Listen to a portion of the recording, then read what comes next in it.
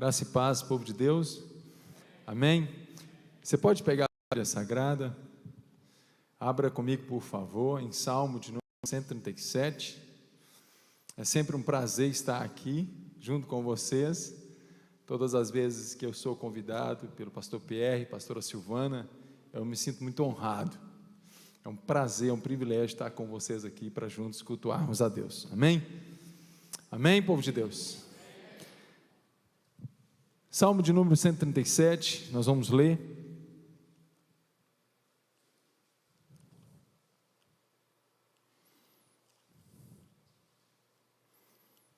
Quem achou diz amém.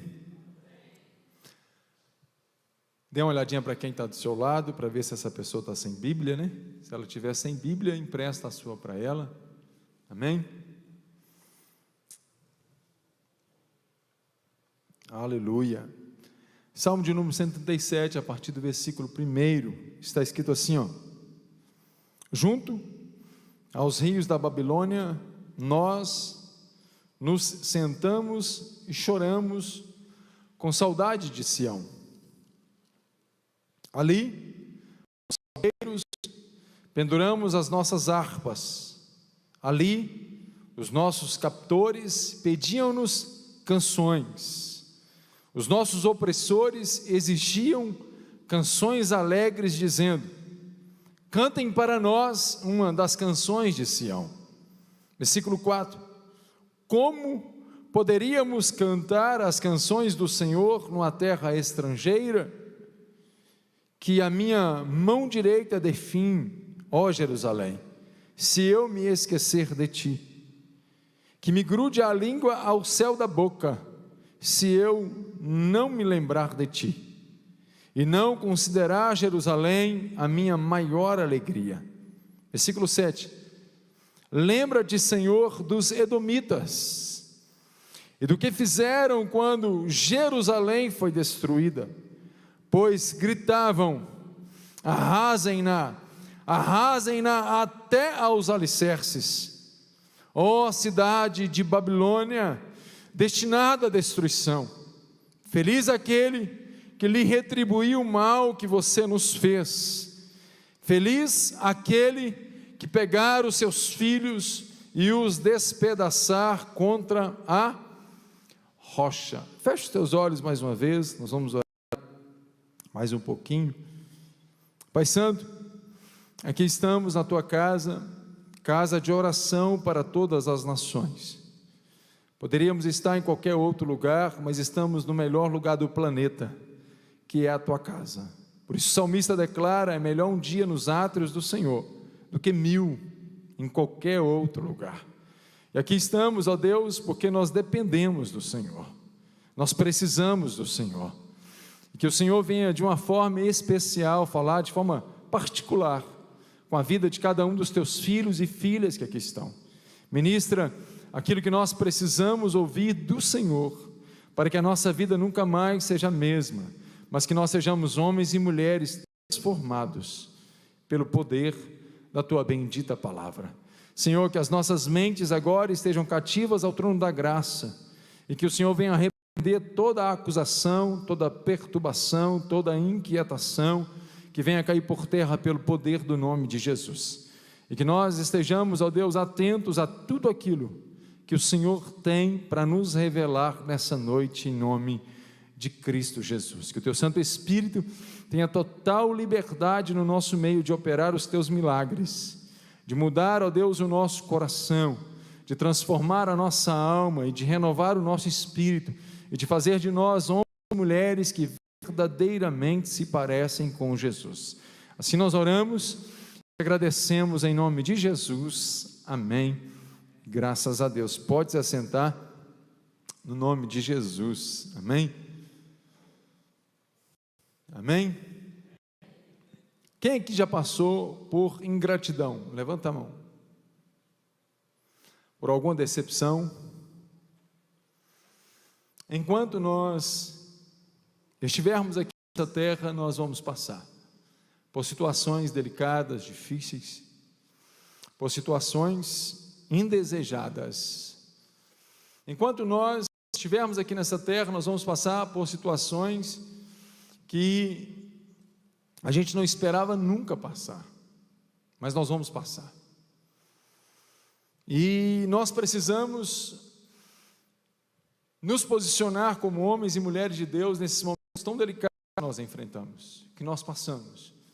Porque é como nós reagimos a esses momentos que vai fazer toda a diferença na vida daqueles que nos assistem, na vida daqueles que estão à nossa volta, na vida dos nossos entes queridos, na vida dos nossos familiares.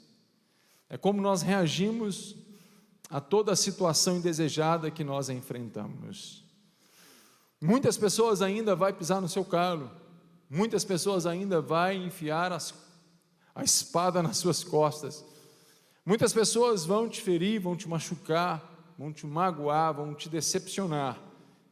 Muitas pessoas já fizeram isso e outras se levantarão para continuar fazendo, porque nós estamos aqui nessa terra e nós lidamos com pessoas imperfeitas, e nós somos imperfeitos também. Às vezes você já feriu muitas pessoas, às vezes você já decepcionou muita gente, porque você é imperfeito, nós não somos perfeitos. E nós temos que ter essa clareza no nosso coração, que nós lidamos todos os dias com pessoas imperfeitas, com seres humanos, com pessoas igual a nós. E é como reagimos diante das decepções da vida que vai fazer toda a diferença. Se você vai prosseguir, se você vai avançar, se você vai continuar prosperando, se você vai continuar fazendo a obra de Deus, ou se você vai estacionar, ou se você vai paralisar, ou você vai ser uma pedra de tropeço para as pessoas. Quando nós passamos por essas situações, nós temos a tendência de reagirmos de forma negativa, porque a nossa carne ela grita para dar o troco, ela grita, para pagar o mal com o mal.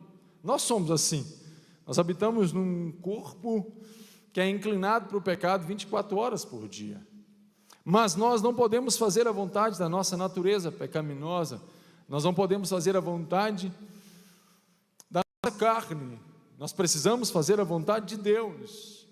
E é esse cristianismo que nós temos que viver, o cristianismo que Cristo nos ensinou, que nos deu exemplo com a sua própria vida, e não um cristianismo baseado nos nossos sentimentos ou no nosso achismo, mas um cristianismo bíblico, um cristianismo quando nós olhamos para a palavra de Deus e nós falamos assim: eu vou viver isto, eu vou viver o que está escrito na Bíblia Sagrada e não vou mais viver conforme a minha vontade, a minha natureza pecaminosa. Eu vou fazer aquilo que Deus me pediu para fazer através da Bíblia Sagrada e ponto final.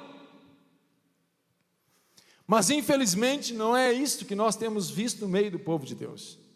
Nós temos visto pessoas justificando seus atos pecaminosos, porque outros machucaram eles, porque outros decepcionaram eles, feriram eles, e agora eles estão tomando a mesma postura e a mesma atitude que outros fizeram com eles. Eles estão se nivelando àqueles que os feriram, que os machucaram. Mas não é assim que nós temos que viver. Não é este cristianismo que Cristo nos ensinou. O Senhor nos ensinou a dar outra face. O Senhor nos ensinou a orar por aqueles que nos perseguem. O Senhor nos ensinou a amar os nossos inimigos. O Senhor nos ensinou a bendizer aqueles que nos amaldiçoam. O Senhor nos ensinou a pagar o mal fazendo bem para as pessoas. Este é o cristianismo que nós temos que viver, e não o cristianismo que muitos cristãos estão vivendo. E é onde nós vamos confrontar, onde nós vamos aconselhar, onde a gente vai falar da palavra de Deus para essas pessoas. Elas falam assim: mas não foi com você que aconteceu, por isso é fácil para o senhor, pastor Júnior, me dar esse conselho, porque não foi você que foi ferido, não foi você que foi machucado de forma cruel e fria por pessoas que não têm nenhum temor de Deus, Realmente não foi eu, mas está escrito na Bíblia Sagrada que nós temos que fazer aquilo que Cristo nos ensinou, e ponto final, independente se eu passei por aquilo que você está passando ou não. O que importa é aquilo que está escrito, e se está escrito eu tenho que viver. E às vezes nós não perdoamos porque nós condicionamos o nosso perdão.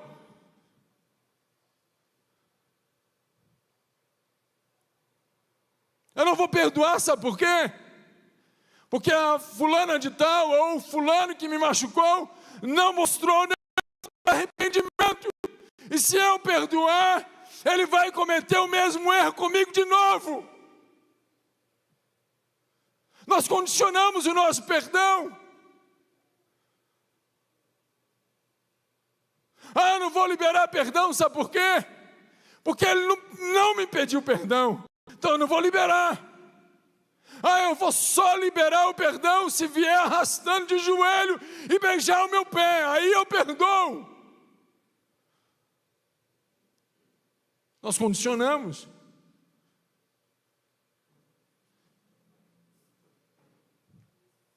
E quando nós não perdoamos, nós abrimos a porta da nossa alma para entrar sentimentos que Deus abomina. Nós abrimos a porta da nossa alma. Quando nós não liberamos o perdão, e nós temos muitas justificativas para não perdoar, mas nenhum versículo bíblico para não perdoar. Muito pelo contrário, você tem inúmeros textos da Bíblia para você perdoar. E quando nós não perdoamos, nós abrimos a porta para sentimentos que Deus abomina. Ódio, desejo de vingança, amargura, mágoa, rancor, que vai nos matando aos poucos. Nós desejamos que o outro morra, mas na verdade quem está morrendo somos nós. Nós tomamos um veneno todos os dias, pensando que o outro vai morrer, mas quem está morrendo somos nós.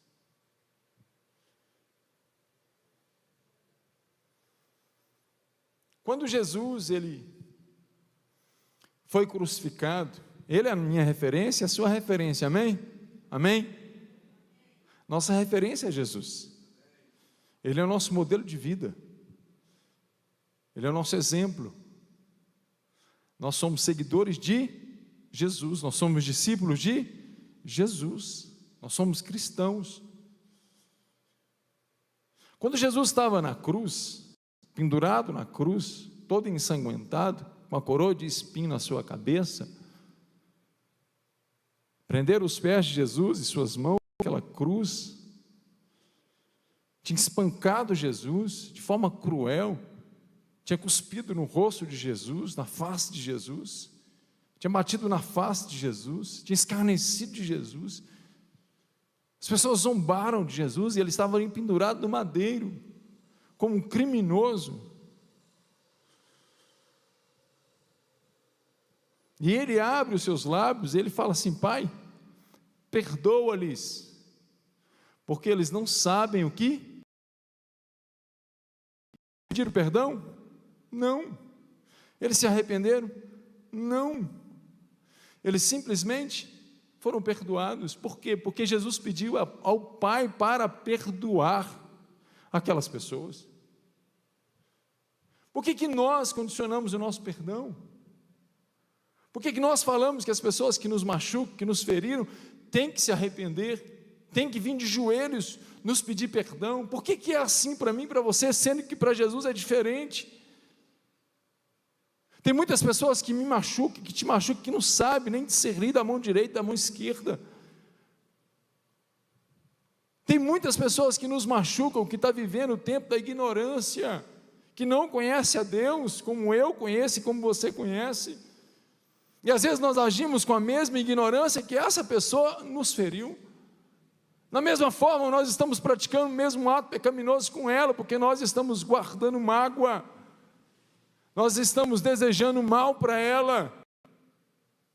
Sendo cristão, nós estamos cometendo iniquidade, porque nós estamos cometendo um pecado consciente, que nós não podemos cometer, e nós agimos de uma forma errada, quando nós não perdoamos. Nós temos que ter um coração perdoador. Teve um discípulo de Jesus que virou para ele e falou assim: Senhor, quantas vezes devo perdoar o meu irmão? E ele faz a pergunta e ele mesmo responde: Senhor, até 7. Até 7, Senhor.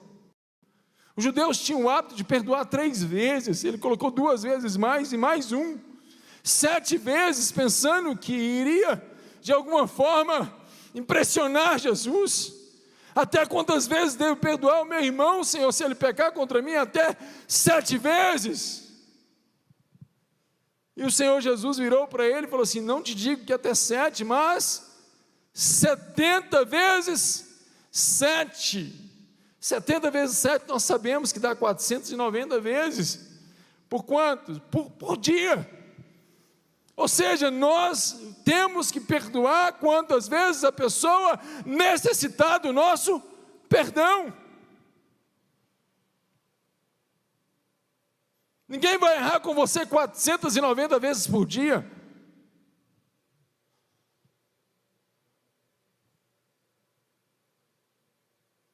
Quantas vezes a pessoa necessitar do meu perdão e do seu perdão, você tem que perdoar. Entenda, quando nós liberamos o perdão para alguém que nos machucou, que nos feriu, que nos decepcionou, que foi ingrato a nós, você está fazendo um bem para você mesmo. Você se blinda, você se protege de todos os sentimentos que a falta de perdão abre porta para esses sentimentos entrar. Você se blinda, você se protege. Quando Jesus pediu para que eu e você tenhamos um coração perdoador, é para o nosso próprio bem. Não é para você ser taxado como um bobo, como um tolo. Você é bobo demais, toda hora a pessoa te fere e você perdoa, você é um idiota. Você é um bobo. Gente, não importa o que as pessoas vão achar de mim, de você, o que importa é que nós temos que viver conforme a Bíblia sagrada. Tem pessoas que infelizmente cedem à pressão de alguns familiares, de alguns amigos: você vai perdoar de novo? Você é um trouxa, você é um bobo, você é um idiota, você é isso, você é aquilo.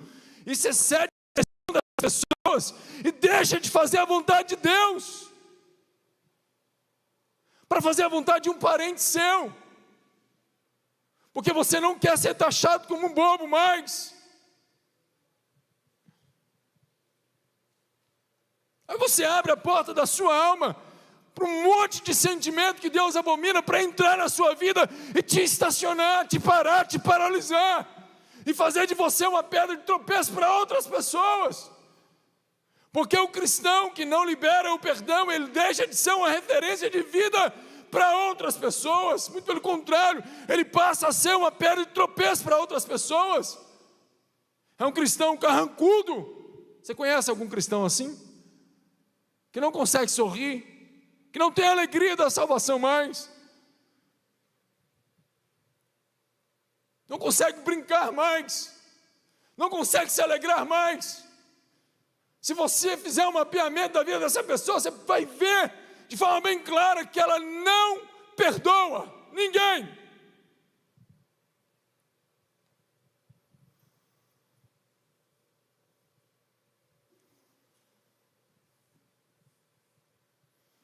Tenha um coração perdoador.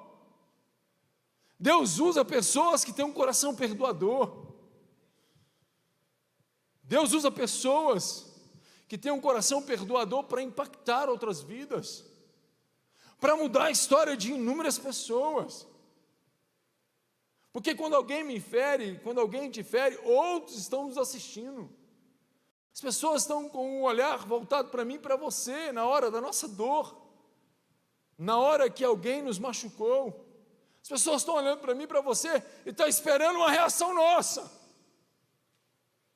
E dependendo da sua reação, você pode ser uma pedra de tropeço para essas pessoas, como pode ser uma fonte de inspiração para elas também.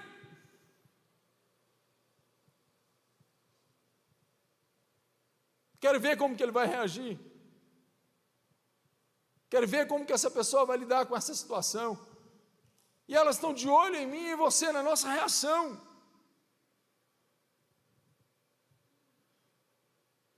E dependendo como você reage, você muda a história das pessoas à sua volta. Tenha um coração perdoador. Eu sei que muita gente já te feriu, pessoas de confiança, pessoas que você acreditava nelas, te machucou, te decepcionou. Mas e aí, você vai parar a sua vida cristã por causa dessa pessoa? Não pode. Levanta a cabeça, libera o perdão e continua a sua vida. Amanhã vai aparecer outras pessoas que vão te machucar, mas faz a mesma coisa. Senhor, libera o perdão para fulano de tal. Independente se ele me pedir ou não, independente se ele se arrependeu ou não, eu libero perdão para ele, no nome de Jesus. No mundo espiritual está liberado perdão. Fulano, eu te perdoo no nome de Jesus, vá em paz. E continua a sua vida, a sua caminhada cristã.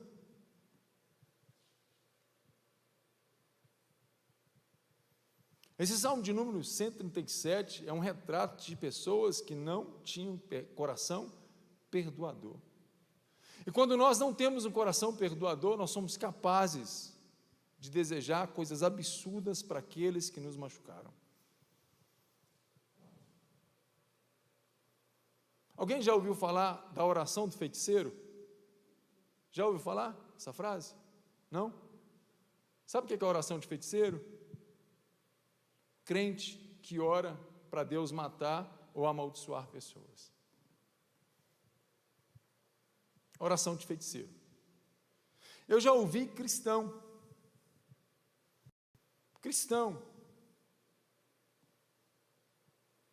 E eu já ouvi, não foi ninguém que me contou. Ficou sabendo que fulano estava falando mal dele. Sempre vai ter pessoas que vão falar mal de mim e de você. Você pode ter certeza absoluta disso. Sempre vai ter um fofoqueiro que vai falar mal de mim, de você e da nossa família. Deixa falar até babar. Não tem problema. Falaram mal de Jesus, não falaram? E qual foi a reação de Jesus? Jesus continua amando aquelas pessoas.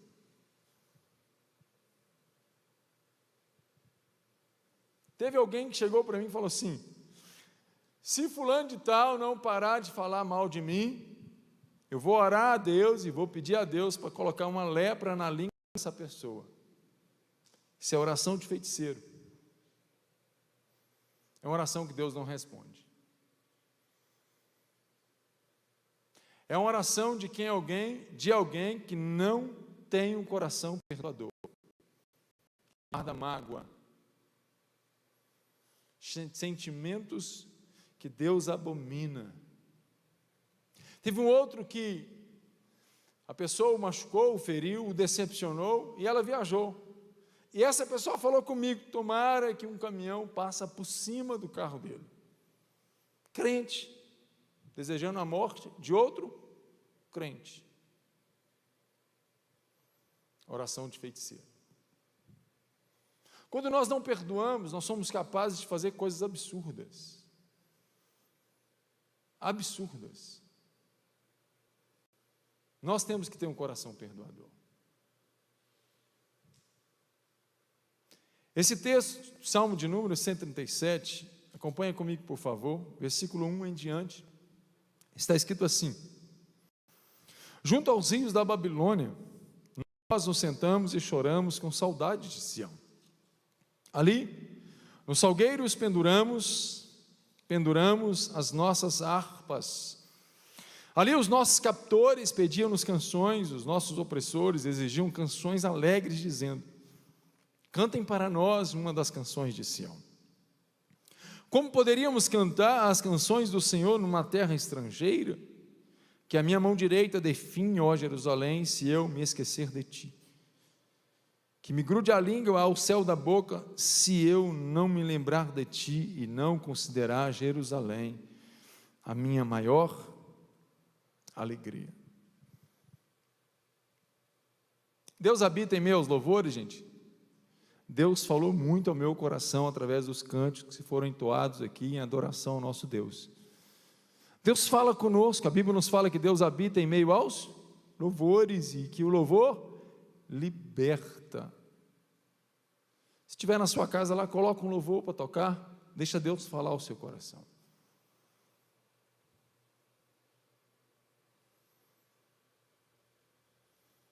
Aqui o povo de Deus estava cativo na Babilônia.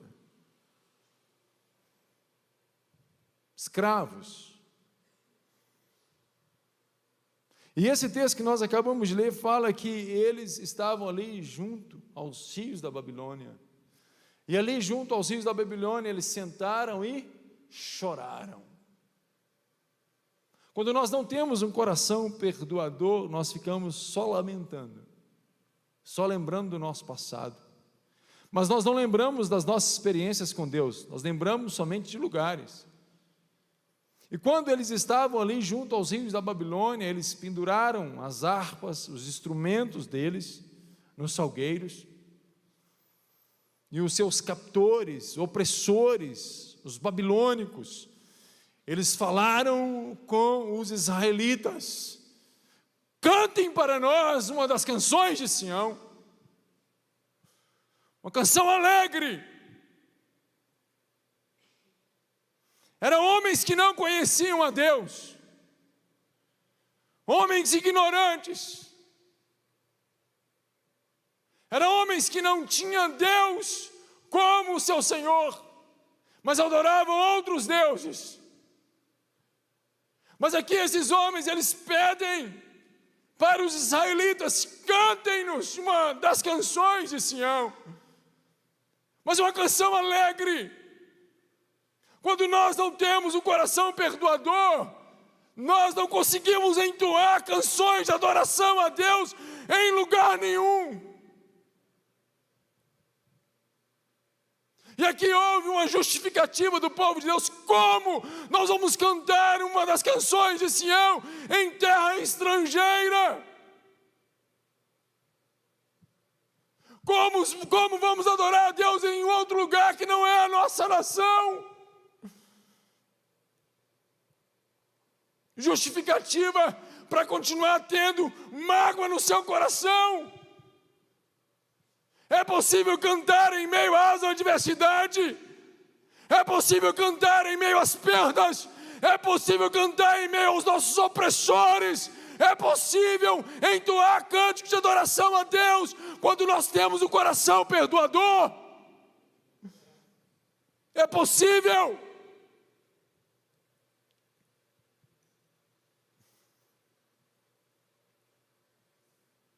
Quando nós olhamos para o livro de Atos, capítulo 16, eu não vou ler, depois você lê em casa.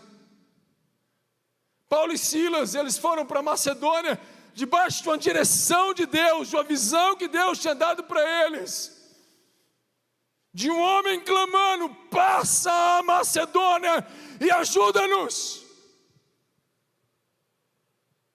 Paulo então entendeu que aquela visão vinha de Deus e eles foram para Macedônia. Chegando na cidade de Filipos, eles começaram então a orar, começaram então a pregar a palavra de Deus, e todos os dias saía uma mulher que tinha um espírito de adivinha e dizia para todo mundo ouvir: esses homens são servos do Deus Altíssimo e vos anunciam o caminho da salvação.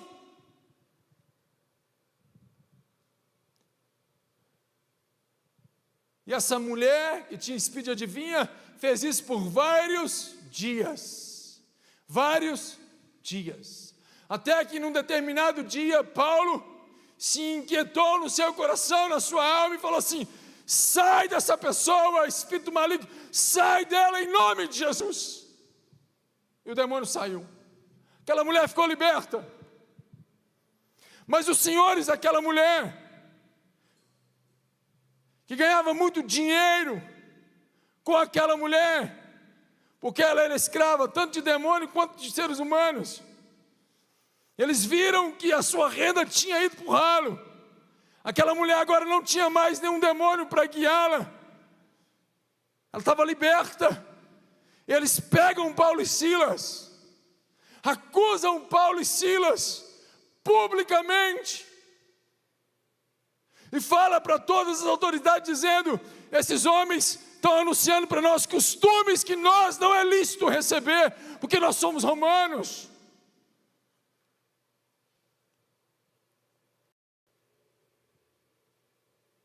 Pegaram Paulo e Silas, tiraram as suas vestes, espancaram Paulo e Silas em praça pública.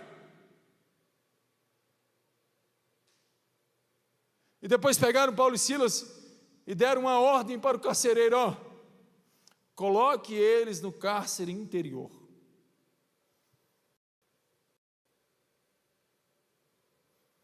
Pegaram Paulo e Silas, o carcereiro, e colocou na pior prisão, na solitária, no cárcere interior. Prenderam seus pés no tronco, fecharam ali aquela cela. Debaixo de uma direção de Deus, eles foram para Macedônia. Debaixo de uma direção de Deus, eles estavam ali fazendo a obra do Senhor. E agora eles são presos por um crime que eles não haviam cometido, injustamente. E a Bíblia nos fala que por volta da meia-noite, Paulo e Silas começaram a orar e cantar. Como orar e cantar vendo tudo à nossa volta destruído?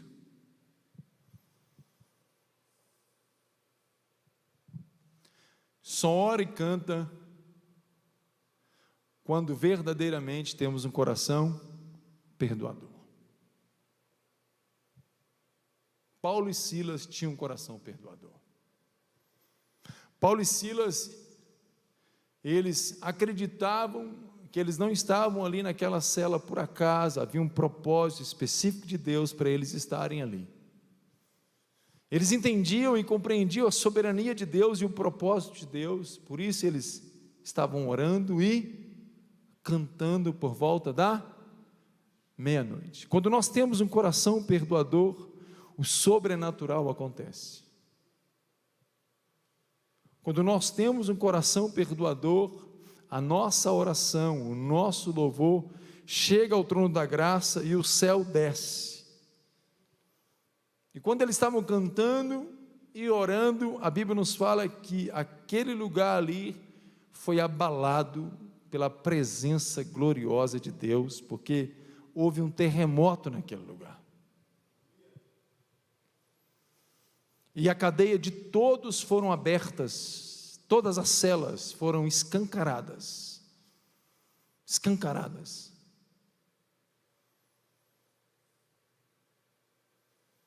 E a Bíblia nos fala que quando o carcereiro, ele chegou naquela prisão, e ele viu todas as cadeias abertas, a Bíblia nos fala que ele pega a espada, e ele iria se matar, porque pensava ele que todos tinham fugido. Paulo e Silas então dão um brado para aquele homem: não faça tal coisa. Quando nós temos um coração perdoador, nós nos preocupamos com a salvação daqueles que nos machucaram. Nós nos preocupamos com a eternidade das pessoas que nos feriram. Paulo e Silas poderiam simplesmente falar assim, ó: deixa ele se matar, porque ele foi cruel com a gente, ele colocou a gente no cárcere interior. Deixa ele tirar a própria vida, é problema dele com Deus, eu não estou nem aí para ele. E lavar as mãos. Infelizmente é essa a atitude que muitos cristãos têm tido quando vê aquele que o machucou, aquele que o feriu, passar por situações difíceis, E infelizmente muitos cristãos se alegram. Está pagando. Eu sabia que ia pagar. Está pagando cada centavo. E tem que pagar mais. Tem que morrer a míngua. Tem que sofrer, porque me fez sofrer. Crente em Jesus tem essa atitude. Isso dói o coração de Deus. Porque não é assim que nós temos que viver. Nós temos que ter a mesma conduta que Paulo e Silas. Não faça tal coisa, porque todos nós aqui estamos. Ninguém fugiu. Não tira a sua vida. E aquele homem dá um brado e fala com Paulo e Silas: o que eu devo fazer para ser salvo? E Paulo e Silas então vira para aquele homem e fala assim: crê em Jesus, e será salvo você e todos da sua família. E a Bíblia nos fala que aquele homem aceitou a Cristo, toda a sua casa aceitou a Cristo, e todos os seus passaram pelas águas. Todos. Quando nós temos um coração perdoador, as pessoas à nossa volta são impactados, são transformados. Todas as cadeias foram abertas, nenhum preso saiu. Como que o preso vai sair aonde está a presença de Deus? Eu creio que todos eles foram impactados com a presença gloriosa de Deus. Por isso eles não saíram. Onde eu vou sair, sendo que aqui é o melhor lugar do planeta? Ainda que eu estou numa masmorra, ainda que eu estou numa prisão, mas a presença do Altíssimo está aqui. E é aqui que eu vou ficar, é aqui que eu vou permanecer. Quando nós temos um coração perdoador, Deus se manifesta com o seu poder, com a sua glória, com o seu Shekinah. Tenha um coração perdoador, meu irmão e minha irmã. Não guarda mais essa mágoa na sua alma. Libera o perdão para aquele que te machucou. Em nome de Jesus.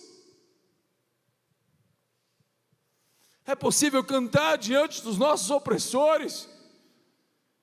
É possível entoar cânticos de adoração diante daqueles que nos machucaram. Mas aqui no Salmo 137, o povo de Deus respondeu: não é possível, não dá.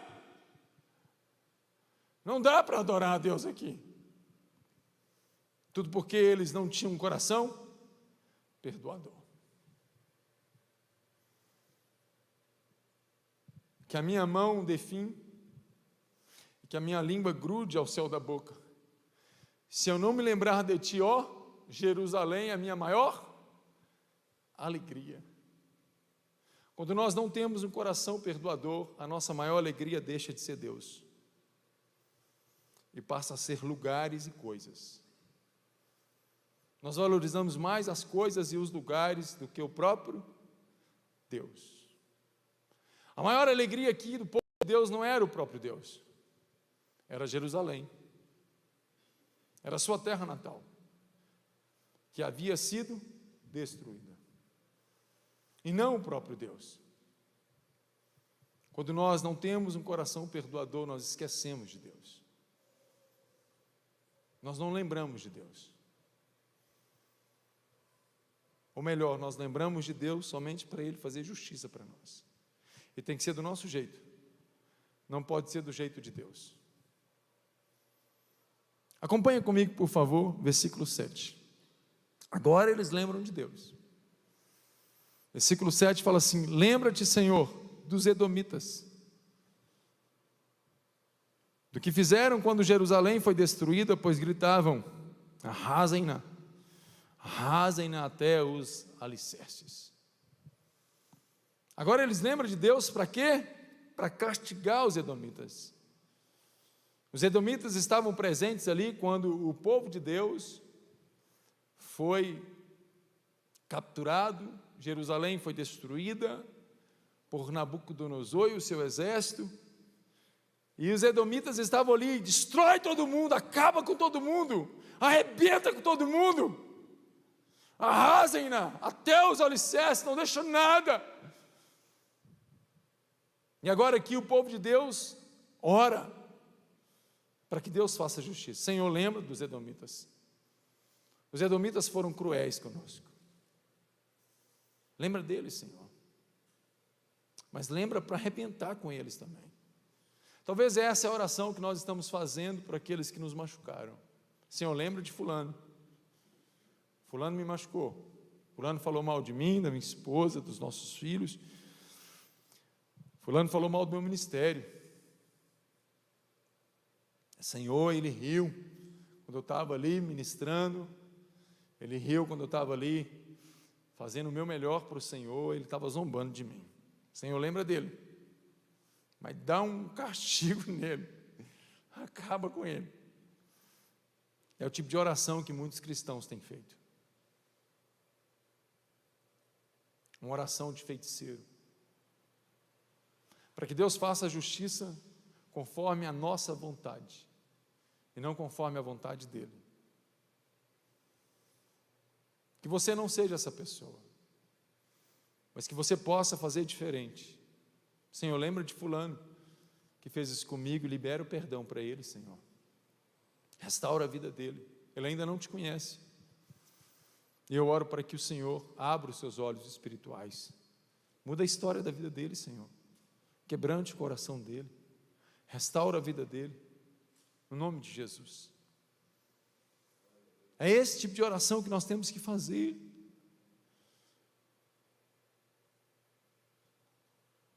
Versículo 8.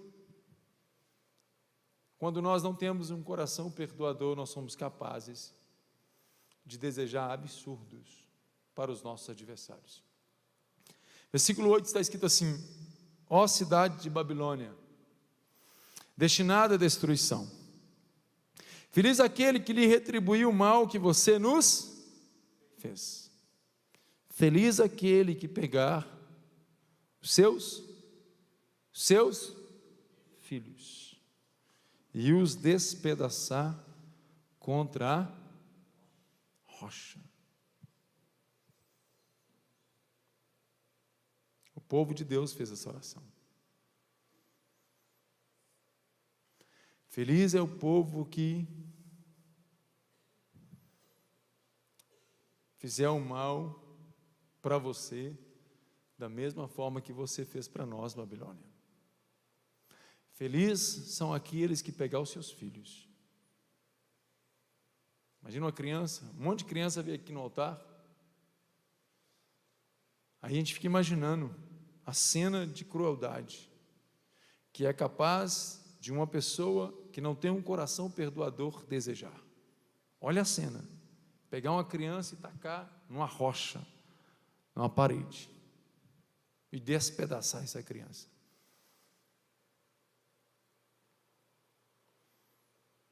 Quando nós não temos um coração perdoador, nós nos tornamos cruéis, talvez até piores do que aqueles que fizeram mal conosco.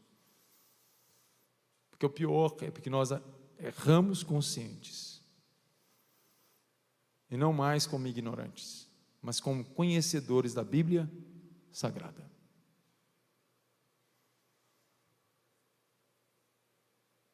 Lembra dos dois casos que eu falei aqui?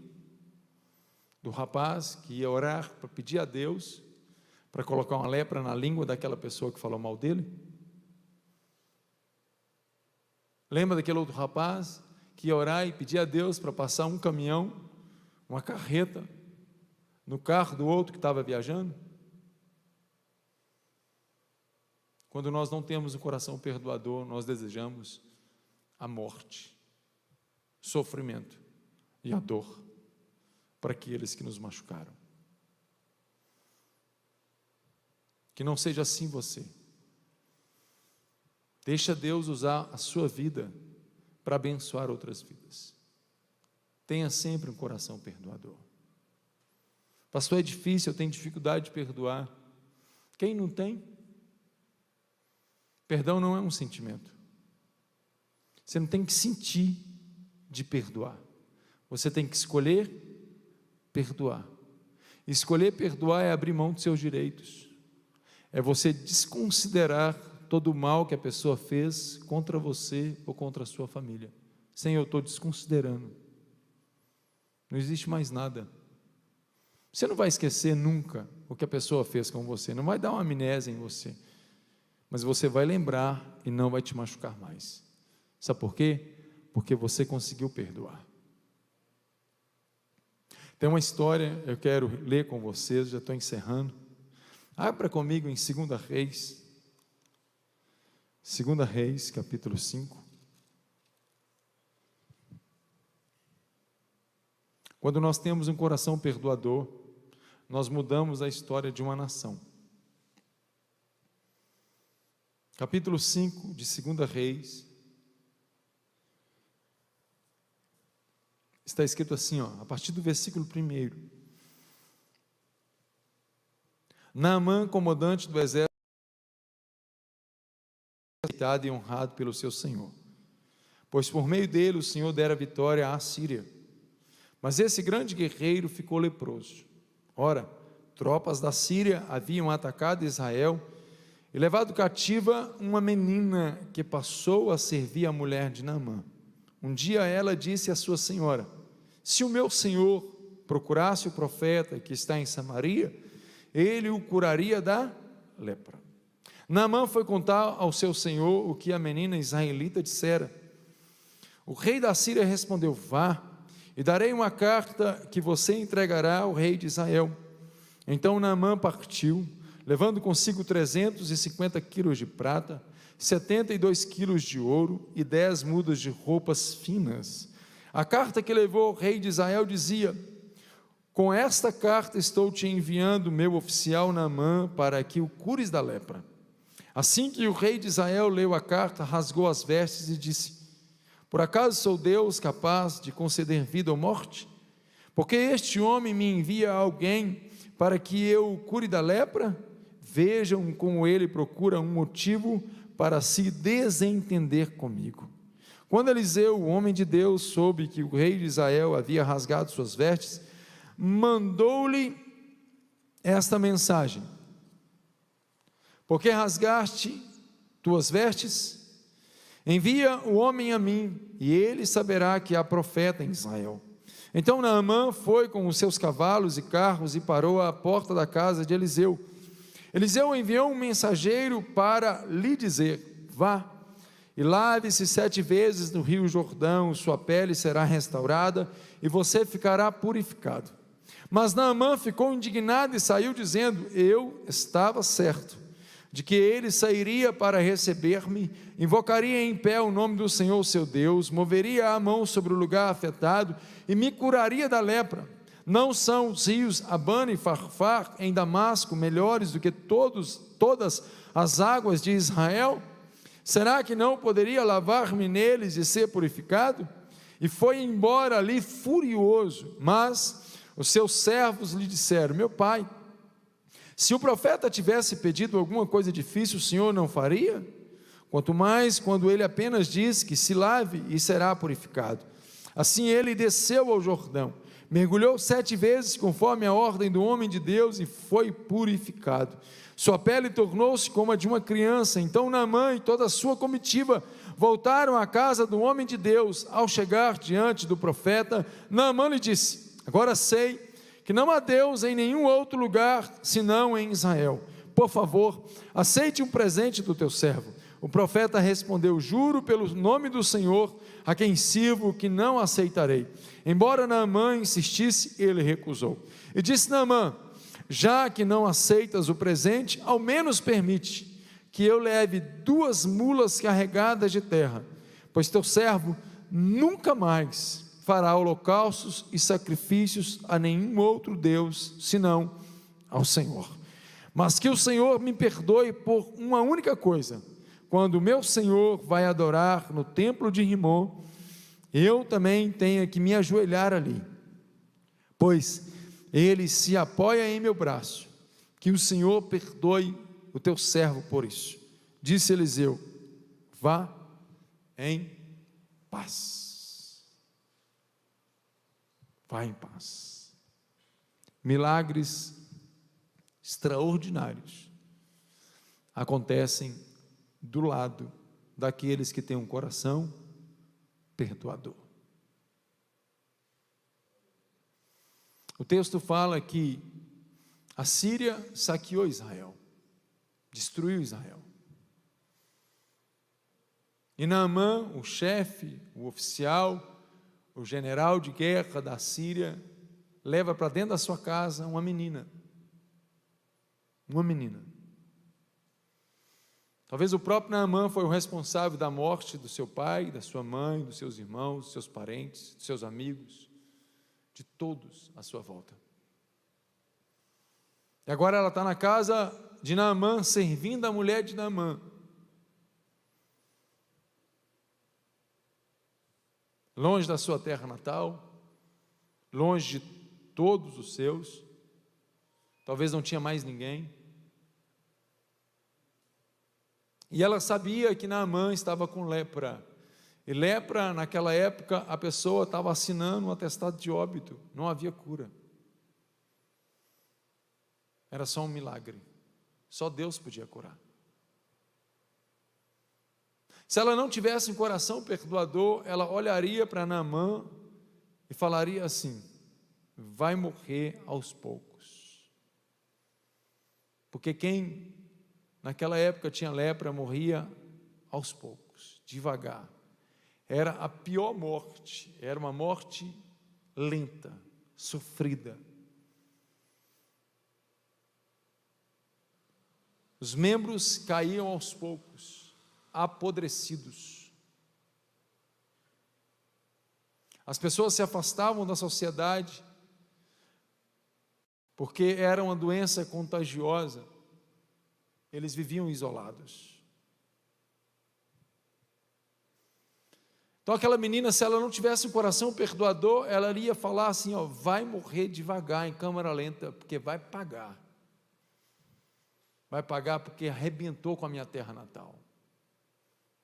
Vai pagar porque acabou com a minha família, acabou com os meus sonhos, acabou com os meus planos, com os planos da minha família, acabou com tudo. Então vai pagar. Mas aquela menina tinha um coração perdoador. E quando nós temos um coração perdoador, nós temos uma mensagem de esperança para falar para as pessoas. Até para aquelas que nos machucaram. E aquela menina vira para a sua senhora, a mulher de Naamã, e fala com ela assim: se o meu senhor, Naamã, procurasse o profeta que está em Samaria, ele o restauraria da sua lepra. Mensagem de esperança, mensagem de cura, mensagem de vida. A mulher de Naamã acreditou na voz daquela menina. A mulher de Naamã viu sinceridade na fala daquela menina. A mulher de Naamã, ela viu uma fé sobrenatural na vida daquela menina, que liberou uma palavra profética de cura a Naamã. E imediatamente a mulher de Naamã transfere as mesmas palavras para Naamã: existe esperança para você. Existe esperança, meu amor. Você não vai morrer. Porque uma menina falou comigo: se você procurar o profeta que está em Samaria, ele vai te curar. Naamã vai até o rei da Síria e transfere a mesma palavra para o rei da Síria. Uma menina falou para minha esposa falou para mim, e agora eu estou falando para o Senhor. E aquele rei acreditou também nas palavras daquela menina, e ele faz uma carta direcionada para o rei de Israel.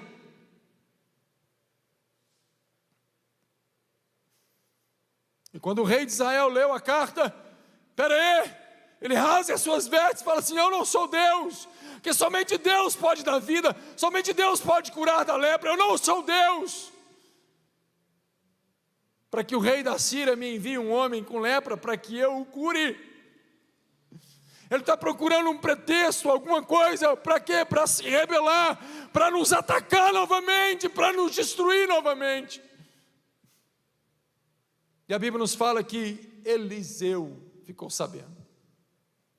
E Eliseu fala assim: o rei, manda Naamã aqui na minha casa, porque ele vai saber que há profeta em Israel. Tem homem de Deus em Israel. Tem pessoas comprometidas com o reino de Deus em Israel. Então Naamã vai até a casa de Eliseu. E quando chega lá, Eliseu dá uma ordem para um dos seus servos: ó, vai lá, sai lá fora, eu não vou lá. Vai lá agora, lá fora. Tem um general de guerra lá. Naamã está com lepra. Vai lá e dá uma ordem para ele. Fala assim: ó, mergulha 7 vezes no Jordão, que você vai ficar limpo, purificado, e você vai ser curado. E saiu o servo, e foi lá e falou com Naamã. Naamã, quando ouviu aquelas palavras, ele se indignou e ficou furioso. Ele falou assim: como assim?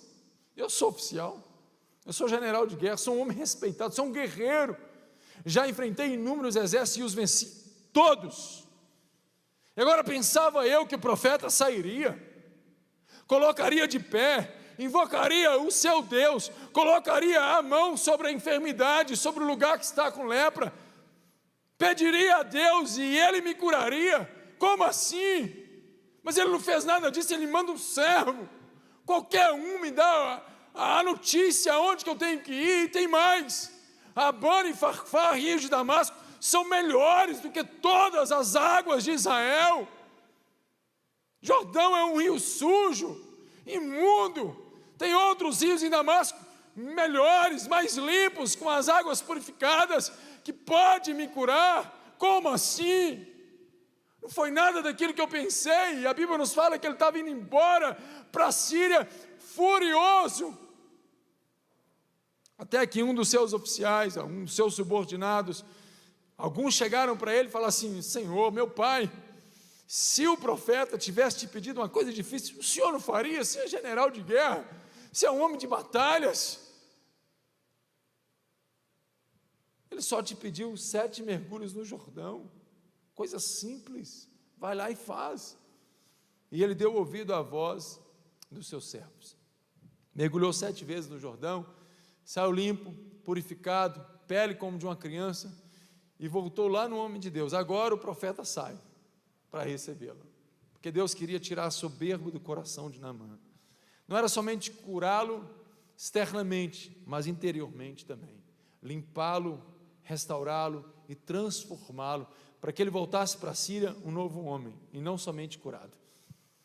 E a Bíblia nos fala que ele voltou para Eliseu, ofereceu ofertas para Eliseu, Eliseu recusou a todas, ele insistiu, Eliseu continuou recusando, e a Bíblia nos fala assim, que ele faz um pedido para o profeta: que você me permite levar 2 mulas de terra de Israel, porque eu sei que não há Deus em nenhum outro lugar, somente em Israel. Então eu vou levar a terra de Israel, para que eu possa sempre lembrar do Deus de Israel, na minha terra, lá na Síria, para adorar e sacrificar somente ao Deus de Israel.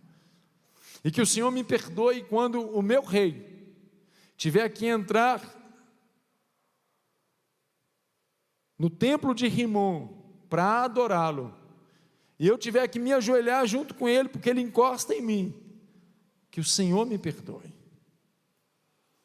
E Eliseu libera uma palavra de paz para o coração de Naamã: vai em paz, que Deus conhece seu coração, Naamã. Pense comigo, Naamã, general, um oficial, um guerreiro, uma pessoa influente, talvez até mais do que o rei da Síria, com toda a sua comitiva, viu o milagre que aconteceu na vida dele, e ele volta para a Síria. Coisa minha agora, a gente imagina o impacto que a Síria sofreu com a transformação de Naamã. Tudo isso aconteceu por causa de uma menina que tinha um coração perdoador. Uma nação foi impactada. Milhares de pessoas foram impactadas. Se você tem um coração perdoador, Deus manifesta de uma forma extraordinária. através da sua vida para impactar outras vidas. É uma história que nós lemos, estamos careca aí de tanto ler essa história, mas nós ignoramos uma menina que foi um instrumento usado por Deus para mudar a história, não somente de um homem, mas de uma nação.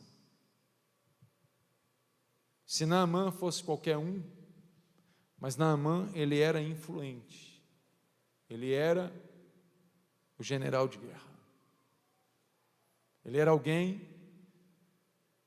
que exercia uma influência gigantesca na Síria. Deus o usou de uma forma extraordinária para impactar aquela nação. Tudo por causa de uma criança, de uma menina. Deus pode usar o seu coração perdoador para mudar a história de Nazareno. Em nome de Jesus. Tem muita gente te observando. Tem muita gente olhando para você. E se você tiver um coração perdoador, essas vidas serão impactadas, transformadas e restauradas. No nome de Jesus.